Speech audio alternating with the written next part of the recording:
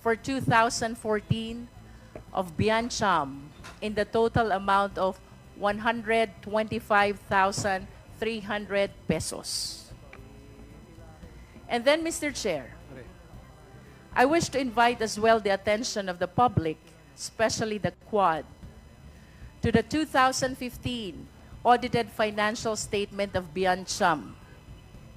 Noticeably, the cash increased from 125,000 from 2014 to 3,125,300 pesos in 2015. I wish to take note, Mr. Chair, 2014 and 2015 were prior to the administration of former President Rodrigo Roa Duterte.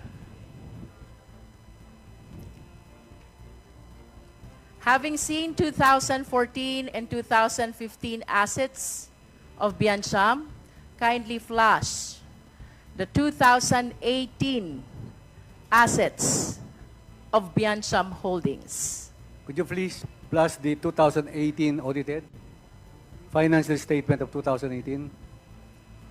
For the information of the committee, Mr. Chair, from 125,000 in 2014 to 3 million in 2015, the cash or the current assets skyrocketed in 2018 to 67,775,800 pesos. With all due respect, Attorney Roque, saan po nanggaling itong napakalaking perang ito?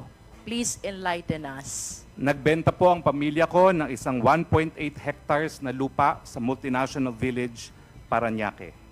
We sold it to the Velarde Group. In turn, the Velarde Group swapped it to the SM Group. And our 1.8 hectares now is where the SM warehouse is located. And can you please enlighten us? Magkano po ba ang pinagbentahan nyo ng property na nabanggit ninyo? Ang zonal valuation po, nung panahon na binenta Mr. namin... Chair, we are asking about the selling price, not the zonal valuation. Ma'am, because the selling price is the zonal valuation, it was 12,000 per square meters. Times, not at all times, Mr. Chair. No, The zonal valuation is not always the selling price of the property, and that is a common knowledge. Please enlighten the Quad. How much was the selling price of your property, which was the source of your 67,775,800 pesos cash of Biancham in 2018? I do not remember the exact amount, but it is roughly for the 1.8 hectares, 216 million, Mr. Chairman. Mr. Chair, in line with the answer of the resource speaker, I respectfully move that we be provided with a copy of the sale document, the deed of sale of the property that was mentioned by our resource speaker. Mr. Chair. Mr. Chair, may I manifest that I have a PowerPoint presentation that I intended to use, and I precisely included in that PowerPoint presentation the deed of sale, Your Honor, of this property of 1.8 hectares in multinational village, Parañaque. Mr. Chair, that will depend on the Quad if he will be allowed to make his presentation, Mr. Chair. If I may proceed, Mr. Chair? Yes, please proceed, and we will decide on that request by the resource persons at the appropriate time. Please proceed. I understand as well that in view of your appointment as presidential spokesperson, you are likewise bound by Republic Act number 6713. That is the Code of Conduct and Ethical Standards for Public Officials and Employees. May I ask our resource speaker, ito po bang 67,775,800 pesos? Did you disclose this in your statement of asset and liabilities and net worth? I remember I declared cash of 60 million, Mr. Chair, in my SAAN. What explains the disparity? Why not declare the 67 million instead of 60 million cash only? Because I did not have 67 million in cash at that point in time, Mr. Chairman. I had other assets, but the cash was 60 million at the time when I last filed my SAAN as presidential spokesperson, Mr. Chair. With all due respects, this is a legislative inquiry on POGOs, and I think it has become too personal already. Mr. Chair? I will submit a copy of the deed of sale of the property to show that the money that we used to acquire the property in Bataan was legitimately sourced and did not come from POGOs. But I think family matters should be left alone already, especially since, as I said, there's also settlement of estate in process. No?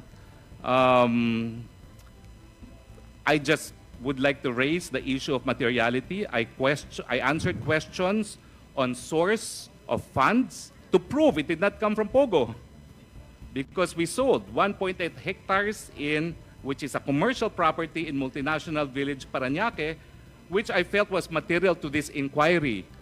But to inquire now even on family trust affairs, I think it's too much already. I think I have shared what the committee should know, that we had funds to acquire the land and legitimately sourced through a sale transaction which is duly documented, and I will submit a copy of the said document, including also a copy of the zone evaluation in the area to indicate at least minimum price by which we sold the 1.8 hectares. With all due respects, Mr. Chair. Mr. Chair? Does the movement With all due respect to require- the resource speaker, but I insist that we provided with the mode or the instrument that was used in the transfer of the shareholdings from spouses Roque to Attorney Percival Ortega. I wish to go back to our previous committee hearings, Mr. Chair.